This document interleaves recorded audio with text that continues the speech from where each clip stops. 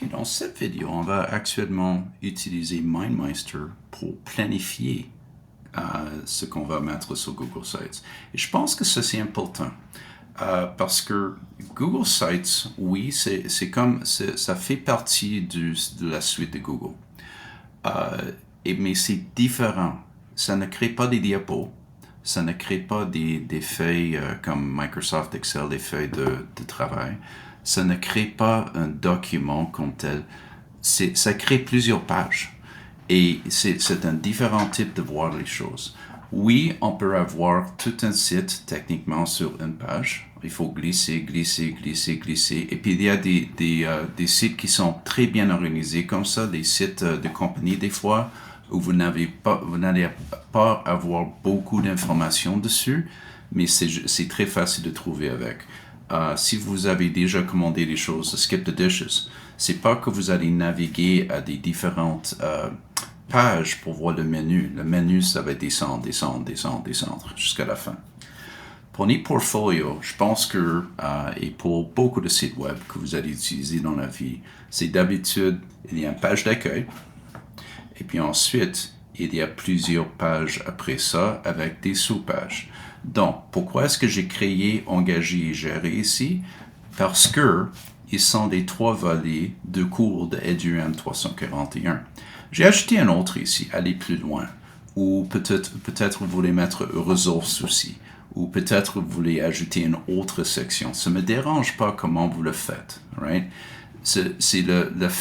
La chose ici, c'est que pour montrer une chose qui est facile à organiser et facile à naviguer pour les utilisateurs. Donc, par exemple, pour créer, moi, j'ai dit, OK, peut-être je vais choisir trois outils où je peux démontrer mon apprentissage dans chacune de ces choses. Peut-être j'ai sélectionné Canva pour ma communauté d'apprentissage A, et puis ensuite j'ai appris beaucoup à propos de Google Sites et Powtoon après, et je vais vous démontrer mon apprentissage dans chacune de ces choses avec plusieurs échantillons. Peut-être vous allez avoir 10 choses ici avec des échantillons que vous avez créés avec différentes sections. L'importance d'emphase doit être sur la qualité, non la quantité des choses, mais vous avez besoin de suffisamment d'échantillons pour démontrer que vous avez vraiment atteindre les exigences de chaque volet. Engagé, j'ai mis quelques-uns ici. OK. Et puis là, ça c'est peut-être deux que vous ne reconnaissez pas jusqu'à date parce qu'ils sont de l'équipement de codage, des choses que peut-être on va voir vers la fin du cours ici. Et puis ensuite, gérer, ça peut être d'autres choses. Peut-être Bouncy Balls que je vous ai montré en classe. Mais c'est pas l'idée juste de dire voici Bouncy Balls et comment ça marche. Pourquoi est-ce que vous allez l'utiliser dans votre classe? Si vous n'étiez pas en classe pour montrer voir Bouncy Balls, faites la recherche et puis trouvez comment ça va être fonctionner. Toutes ces choses, je vous dis ça, je parle vraiment de l'organisation ici, c'est que vous êtes en train d'imaginer comment vous allez gérer votre site web. Il y a des personnes qui vont utiliser des post-it pour représenter ça aussi. J'ai besoin de voir ça.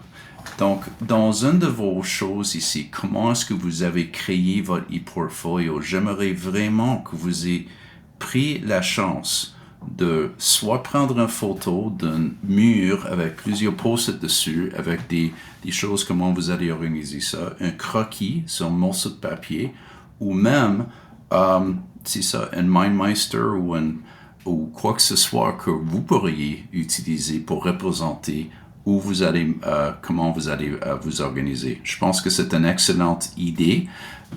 Et je vais vous dire que notre maître de web au campus Saint-Jean, Winston, il utilise beaucoup de posts de différentes couleurs. Donc, orange, ça va représenter la plus haute hiérarchie. Et puis ensuite, il va y avoir des bleus qui représentent des sous-catégories, et puis ensuite des sous-catégories de ça, des sous-pages, ainsi de suite. Donc, beaucoup de possibilités ici. Dans la prochaine vidéo, je vais vous montrer comment mettre ça en action sur une Google Site. Merci beaucoup.